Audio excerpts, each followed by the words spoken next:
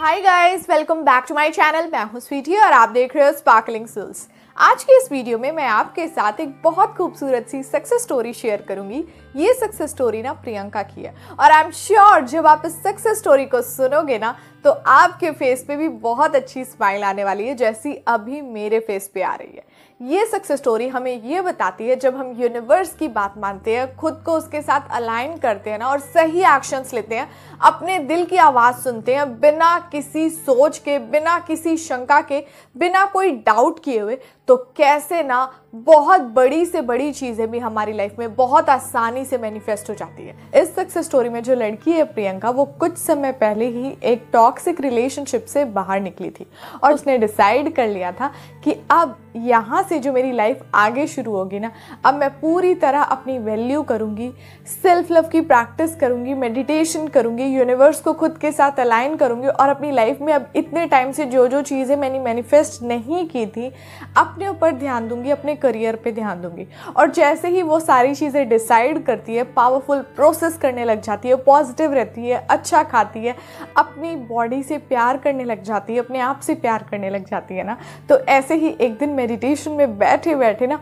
वो एक intention set करती है। वो आंख बंद करती है और जैसे उसका मेडिटेशन खत्म होता है ना, उसके बाद वो यूनिवर्स से कहती है कि यूनिवर्स, अब मेरी लाइफ में आप जिस भी पर्सन को प्लीज़ भेजो ना, तो वही पर्सन मेरा हस्बैंड हो। मुझे जो भी इस लाइफ में लेसन मिलना था, आपको जो कुछ भी सिखाना था, वो चीज़ें मैंने सीख ली हैं मेरी पुरानी रिलेशनशिप से।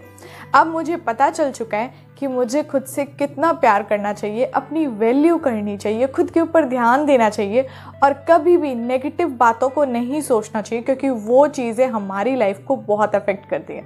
थैंक यू यूनिवर्स, मुझे राइट पाथ दिखाने के लिए। और जब वो कहते रहती है ना यूनिवर्स से ये बातें, तो उसकी आँख से ना आंसू आते रहते हैं। सेम जब ये लड़की इस दिन यूनिवर्स को ये सारी बातें बोलती है ना, उसके कुछ दिन बाद ही उसके ऑफिस में एक लड़का आता है। जो नई ज्वाइनिंग होती है ना, वैसे वो नया लड़का रहता है और वो आता है। तो जैसे ही प्रियंका की नज़र उस पर पड़ती है तो वो कहती है कि मुझे उसको देखते साथ बहुत अच्छा लगा था। एंड 3-4 दिन ऐसे ही निकल जाते हैं। वो देखती है कि और लोगों के साथ वो कितने अच्छे से बिहेव कर रहा है, अपने काम पे कितना ध्यान दे रहा है, बहुत ही अच्छा स्वभाव है उसका। वो सारी चीज़ें देख के ना वो यूनिवर्स से कहती है कि यूनिवर्स, अगर ये पर्सन सच में मेरे लिए सही है ना, और ये पर्सन एक्चुअल में इतना ही अच्छा है जैसे ये अभी मेरे सामने दिख रहा है, तो प्लीज़ इस पर्सन के साथ मेरी शादी करा दो, क्योंकि ये पर्सन मुझे बहुत ज़्यादा पसंद आया।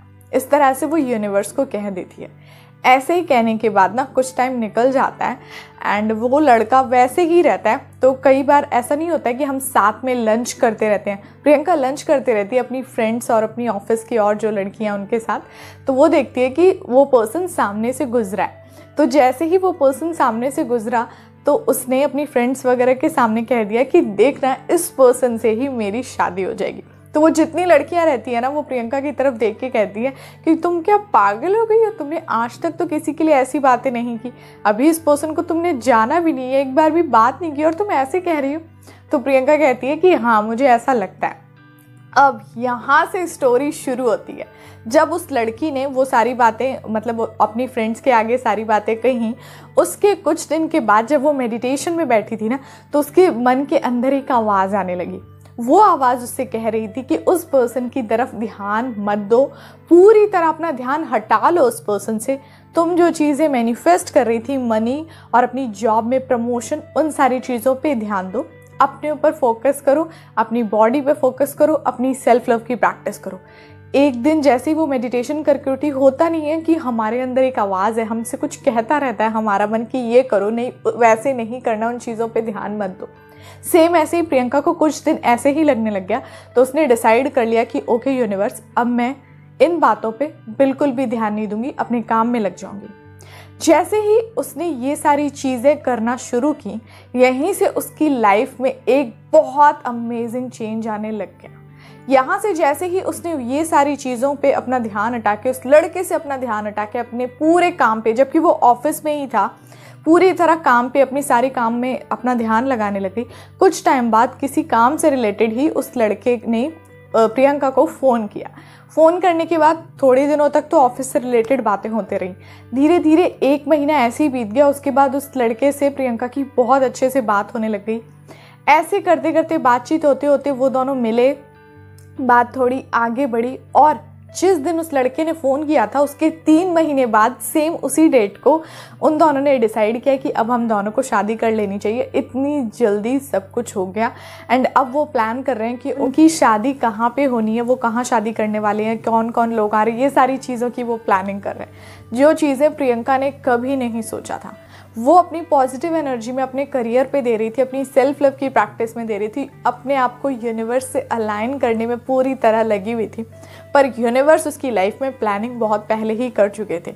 उस लड़के की एंट्री होना, उस लड़के का उस लड़की को मिलना, फ़ोन करना, अपने आगे आगे सब बातें कहना और सब कुछ इतना स्मूथली हो जाना, कुछ करना ही नहीं पड़ा उस प्रियंका को। और प्रियंका कहती है कि इतने आराम से लगता है कि वो मेरी झोली में आके गिरा। ऐसा ही होता है जब हम पूरी तरह यूनिवर्स से अलाइन रहते हैं। आप बताओ, अगर वो पूरी तरह अपने आप को उस पर्सन से डिटैच नहीं करती, उसी पर्सन पे उसका ध्यान लगे रहता, मैनिफेस्ट करने की कोशिश करती रहती, तो क्या यूनिवर्स को मौका मिल पाता उसे सरप्राइज देने के लिए? क्या यूनिवर्स इतनी अच्छे से जैसे उसे सरप्राइज मिला कि जब उसकी बात हुई 3-4 महीने के अंदर ही यूनिवर्स ने जैसे उसकी लाइफ को चेंज कर दिया, उस पर्सन के साथ सब कुछ स्मूथली उसकी शादी तक की प्लानिंग करवा दी। क्या ऐसा पॉसिबल था? नहीं था, क्योंकि ये डिवाइन पावर ने पहले ही डिसाइड करके रखा था। बस उसने अलाउ किया, उस चीज़ को अपनी लाइफ में आने के लिए स्पेस दिया और पूरी तरह ट्रस्ट किया यूनिवर्स पे कि ओके, आप जो कह रहे हो ना उस पर्सन पे ध्यान नहीं देना, तो मैं नहीं दूंगी, क्योंकि ये आप कह रहे हो और आप पे मुझे बहुत ज़्यादा ट्रस्ट है। बस यही ट्रस्ट ना जब हम अपनी हर एक चीज़ में, अपनी हर एक विश में डालते हैं ना, तो चीज़ें हमारी लाइफ में मैनिफेस्ट होती हैं। हमें किसी भी चीज़ को पकड़ के नहीं रखना है, चेक नहीं करते रहना कि ओके अब क्या हो रहा है, क्या नहीं हो रहा है, कुछ वर्क नहीं कर रहा है, नहीं हो रहा है। जब हम इस तरह से करते हैं ना, तो वहाँ पूरे दिल से हम ट्रस्ट नहीं कर पाते हैं। जैसा प्रियंका ने किया ना कि नहीं ध्यान देना है, ओके नहीं दूंगी। उसे पता भी नहीं था कि ये पर्सन मिले या ना मिले, पर फिर भी उसने अपने दिल की आवाज़ सुनी और क्या हुआ, अगले 3 महीने में वो लड़का उस लड़की को प्रपोज कर रहा और उन दोनों की शादी पक्की हो गई, सब कुछ स्मूथली हो गया। यही होता है ट्रस्ट की पावर, बिलीव की पावर। जो हम सच्चे दिल से करते हैं ना, तो यूनिवर्स हमें वो हर चीज़ देते हैं जो हम अपनी लाइफ में ना पाना चाहते हैं। सो गाइज, अब हम मिलते हैं नेक्स्ट वाले वीडियो में। तब तक आप अपना ध्यान रखिए और खुश रहिए। Bye bye.